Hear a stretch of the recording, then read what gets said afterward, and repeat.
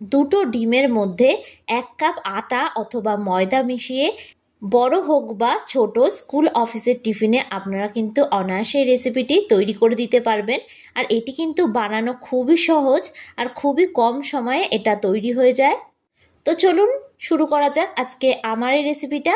তো ভিডিওটা কোথাও স্কিপ না করে পুরোটা দেখার জন্য আপনাদের কাছেও আমার অনুরোধ রইল। আশা করি এই রেসিপিটা আপনাদের সবার কাছে খুবই ভালো লাগবে। তো সবার প্রথমে এখানে আমি একটা ছোট মিক্সিং বোল নিয়ে নিয়েছি। এবার আমি এর মধ্যে দুটো ডিম ফাটিয়ে দিয়ে দেব। আমি এখানে রেসিপিটা দুটো ডিম দিয়ে করছি, তবে আপনারা কিন্তু চাইলে পরিমাণটা কম বেশি করে করতেই পারেন।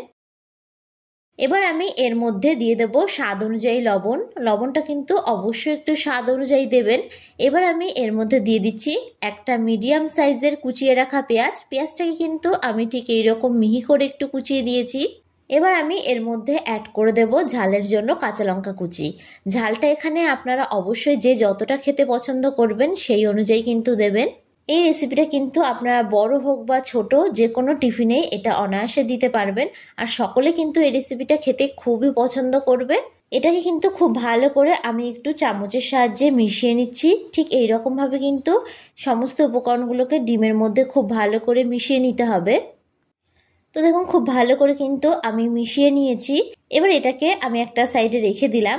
এবার অন্যদিকে আমি একটা বড় মিক্সিং বোল নিয়ে নিলাম। এবার আমি এর মধ্যে অ্যাড করে দিচ্ছি মেজারিং কাপের 2 কাপ পরিমাণে আটা। তবে আপনারা কিন্তু চাইলে এখানে আটার পরিবর্তে ময়দা দিয়েও করতে পারেন, অথবা আটা ময়দা দুটো মিশিয়েও করতে পারেন।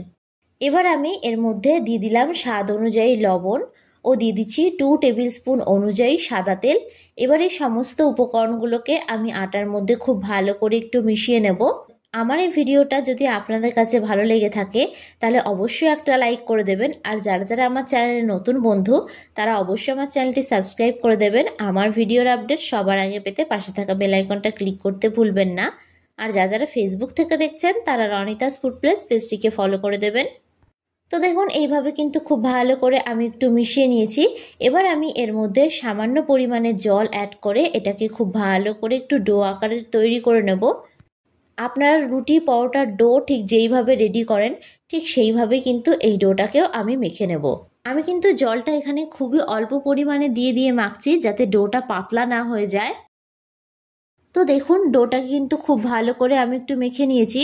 তো ডোটাকে কিন্তু খুব শক্ত করেও মাখবেন না, আবার খুব নরম করেও মাখবেন না। আমি সবসময় ঘরে থাকা উপকরণ দিয়ে রেসিপিগুলো তৈরি করার চেষ্টা করি যাতে আপনাদের রেসিপিগুলো তৈরি করতে কোনো অসুবিধা না হয়। তো দেখুন ডোটাকে কিন্তু ঠিক এই রকম করে আমি একটু মেখে নিয়েছি। ডোটা কিন্তু খুব বেশি শক্ত হয়নি, আবার খুব বেশি নরমও হয়নি। এবার এই ডোটা থেকে আমি লেচি কেটে নেব। আপনার রুটি বা পরোটার লেচি ঠিক যেরকমভাবে কাটেন ঠিক সেই রকমভাবে কিন্তু একটু লেচিগুলোকে কেটে নেব। এখানে এই ডোটাকে কোনো রেস্টে রাখার প্রয়োজন নেই। তো এইভাবে কিন্তু সমস্ত লেচিগুলোকে আমি কেটে নিয়েছি। যেহেতু এখানে আমি 2 কাপ আটা দিয়ে রেসিপিটা তৈরি করেছি সেহেতু কিন্তু এখানে আমার 4টে লেচি হয়েছে। তবে আপনারা কিন্তু পরিমাণটা বাড়িয়েও করতে পারেন। এবার এই লেচিগুলোকে আমি 2 হাত দিয়ে এরকম করে গোল করে একটু চ্যাপ্টা করে নেব। এতে করে কিন্তু লেচিগুলো বেলতে অনেক বেশি সুবিধা হবে। তো সবগুলো লেচিকে কিন্তু একভাবে আমি তৈরি করে নিলাম। এবার অন্যদিকে আমি একটা চপিং বোর্ড নিয়ে নিলাম। আমি এই চপিং বোর্ডটার উপর একটু বেলে নেব। তবে আপনারা চাইলে কিন্তু কিচেন স্ল্যাপেও বেলে নিতে পারেন। এবার আমি এর উপর থেকে ময়দা ছড়িয়ে এটাকে খুব ভালো করে একটু কোট করে নিয়ে বেলে নেব। তবে আপনারা কিন্তু এখানে ময়দার পরিবর্তে আটা দিয়েও বেলতে পারেন, সেক্ষেত্রে কিন্তু কোনো অসুবিধা নেই। এবার খুব ভালো করে কিন্তু আমি এইরকমভাবে একটু গোল করে বেলে নিলাম। এবার দুদিক আমি ঠিক এইরকমভাবে একটু ভাঁজ করে দেব। দুদিক ভাঁজ হয়ে গেল। এবার ওপরের অংশটা ঠিক এইরকমভাবে একটু ভাঁজ করে নিলাম। এবার এই দিকটাকেও কিন্তু ঠিক একই রকমভাবে আমি ভাঁজ করে নিলাম। তো দেখুন একটা চারকোনা শেপের মতন হয়ে গেল। এবার এর ওপর থেকে সামান্য একটু ময়দা ছড়িয়ে আবারও এটাকে খুব ভালো করে আমি একটু বেলে নেব। খুব বেশি পাতলা করে বা খুব বেশি মোটা করে কিন্তু বেলার প্রয়োজন নেই। তো দেখুন ঠিক এইরকমভাবে কিন্তু আমি বেলে নিয়েছি। তো এটা কি সুন্দর চারকোনা শেপের হয়েছে। তবে আমি এরকম চারকোনা করে বেলে নিয়েছি, আপনারা কিন্তু চাইলে গোল করেও বেলে নিতে পারেন, সেক্ষেত্রে কোনো অসুবিধা নেই। তো আরও একটা আমি আপনাদেরকে তৈরি করে দেখাচ্ছি। একই রকমভাবে কিন্তু আমি এটাকেও বেলে নেব। আমি এখানে ময়দা ছড়িয়ে বেলে নিচ্ছি, তবে আপনারা কিন্তু চাইলে তেল দিয়েও বেলে নিতে পারেন। আর আমার এই রেসিপিটা আপনাদের কাছে কেমন লাগলো অবশ্যই কিন্তু আমাকে কমেন্ট বক্সে জানাতে ভুলবেন না। তো দেখুন এটাকেও কিন্তু খুব ভালো করে আমি একটু বেলে নিলাম। তো একই রকমভাবে একই পদ্ধতিতে আমি সবকটা লিচিগুলোকেই খুব ভালো করে একটু বেলে নেব। তো এখানে সবকটা লিচিগুলোকে আমি একই রকম করে বেলে নিয়েছি। এবার অন্যদিকে আমি এরকম একটা প্লেট নিয়ে নিলাম। এবার আগে থেকে যে আমি ডিমের মিশ্রণটা গুলে রেখেছিলাম সেটাই প্লেটের মধ্যে ঢেলে দেব। সমস্ত ডিমের মিশ্রণটা আমি প্লেটের মধ্যে ঢেলে দিলাম। এবার বেলে রাখা রুটি অথবা পরোটা এটার মধ্যে আমি ঠিক এরকমভাবে একটু কোট করে নেব।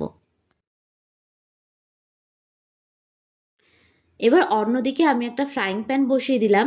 ফ্রাইং প্যানটা গরম হয়ে গেলে আমি এর মধ্যে বেশ খানিকটা পরিমাণে সাদা তেল দিয়ে দেব। তেলটাকে আমি হাই ফ্লেমে খুব ভালো করে একটু গরম করে নিয়েছি। এবার গ্যাসের ফ্লেমটাকে মিডিয়ামে রেখে আমি এই পরোটাটাকে ঠিক এই রকমভাবে তেলের মধ্যে দিয়ে দেব। এবার এর উপর থেকে আরও একটু পরিমাণে আমি ডিমের ব্যাটারটা দিয়ে দিচ্ছি। তো আপনারা দেখলেন আমি কাজটা ঠিক কিভাবে করলাম। এই রকমভাবে কিন্তু পরোটাগুলোকে কোট করে নিতে হবে। গ্যাসের ফ্লেমটাকে মিডিয়ামে রেখে এক পিঠটাকে খুব ভালো করে একটু ভেজে নেব। এক পিঠটা ভাজা হয়ে গেলে এটাকে আমি উল্টে দেব। উল্টে অপর পিঠটাকেও কিন্তু ঠিক একই রকমভাবে আমি ভেজে নেব। তো কোনো রকম পুর ভরার ঝামেলা ছাড়াই এইভাবে কিন্তু আপনারা ডিম পরোটা বাড়িতেই তৈরি করে ফেলতে পারবেন। এটা বাচ্চা অথবা বড়রা সকলেই কিন্তু খেতে খুবই পছন্দ করবে। তো এই পরোটাটি আমার ভাজা হয়ে গেছে। তো এটাকে আমি অন্য একটি পাত্রে তুলে নেব। বাদবাকি পরোটাগুলোকেও কিন্তু ঠিক একই রকমভাবে আমি ভেজে নেব। তো দেখেই নিলেন এটা কিন্তু কতটা সহজ। তো আমার এই ভিডিওটা যদি আপনাদের কাছে ভালো লেগে থাকে অবশ্যই একটা লাইক করে দেবেন। আর যারা যারা আমার চ্যানেলের নতুন বন্ধু তারা অবশ্যই আমার চ্যানেলটি সাবস্ক্রাইব করে দেবেন। আমার ভিডিওর আপডেট সবার আগে পেতে পাশে থাকা বেল আইকনটা ক্লিক করতে ভুলবেন না। আর যারা যারা ফেসবুক থেকে দেখছেন তারা রনিতাস ফুড প্লেস পেজটিকে ফলো করে দেবেন। তো ভিডিওটা শেষ পর্যন্ত দেখার জন্য আপনাদেরকে আমি অসংখ্য ধন্যবাদ জানাই। তো দেখুন এটিও আমার ভাজা হয়ে গেছে। তো এটিকেও অন্য একটি পাত্রে আমি তুলে নেব।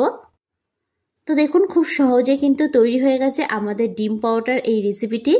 তো আপনাদের কাছে আমার রিকোয়েস্ট থাকলো এই রেসিপিটি বাড়িতে একবার হলেও তৈরি করার জন্য। আর একবার তৈরি করলে কিন্তু আপনার কাছে বারবার রিকোয়েস্ট আসবে। তো আজকের মতন আমি বিদায় জানালাম।